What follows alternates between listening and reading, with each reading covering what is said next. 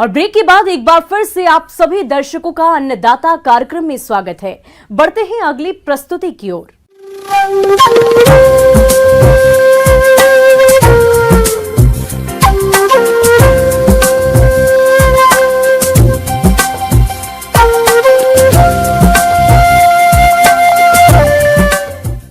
किसान भाइयों, रबी फसलें इस समय बढ़वार की अवस्था पर हैं और अभी मौसम में बदलाव तेजी से हो रहा है।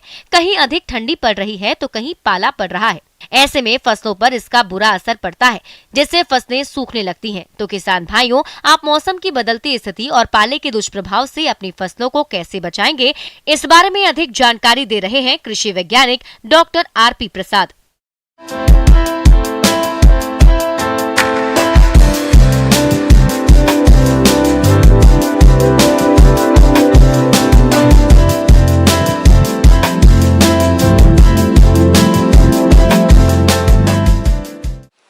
जी किसान भाई नमस्कार।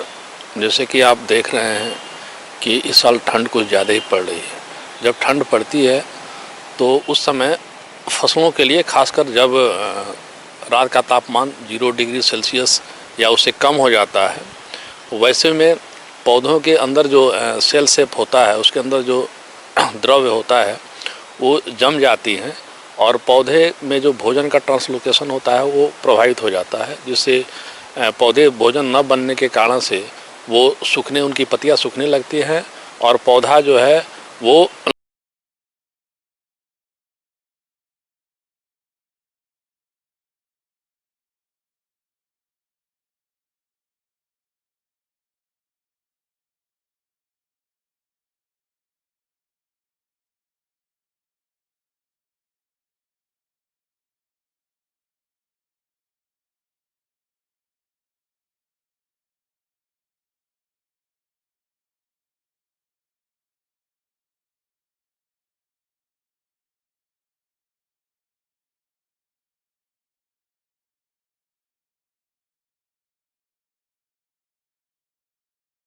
से फसल की जो उपज होती है वो काफ़ी प्रभावित होती है। खासकर किसान भाई जो इस समय कुछ सब्जी की, चाहे मटर, आलू या सरसों, इन सब की फसलें हैं, या फिर जो बागवानी फसलें हैं, चाहे आम हो या लीची हो, इन सब पे पाले का बहुत ज़्यादा प्रकोप होता है।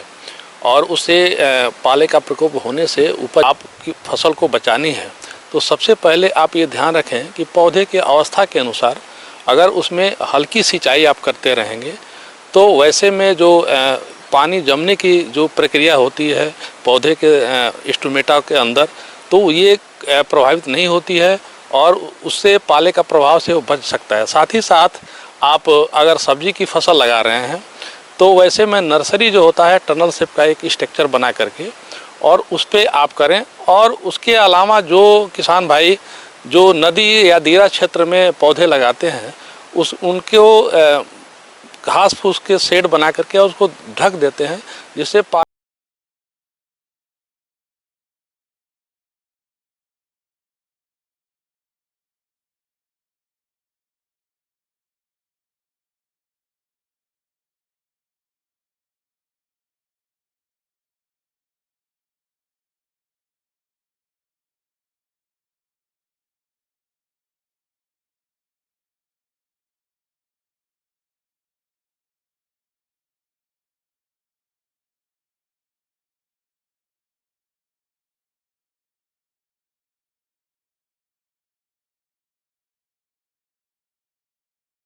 जिनका प्रयोग करके आप अपनी फसल को पाले से बचा सकते हैं।